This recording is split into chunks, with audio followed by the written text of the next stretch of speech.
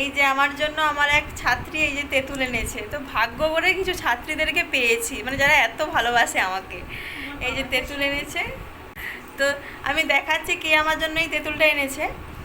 দেখো, আসো আসো আসো আসো, বসো বসো বসো।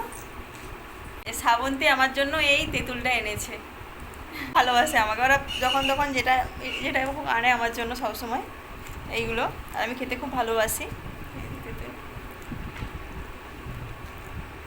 এমনি খায়, দেখায়, খুব একটা টক নয় কিন্তু, মিষ্টি, মানে খুব একটা টক নয়, ভালো লাগছে বেশ। এমনি খায় না, কিছু মাখিয়ে টাখিয়ে খায় না,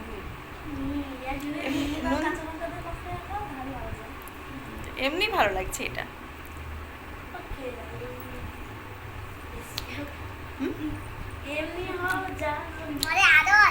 হুম,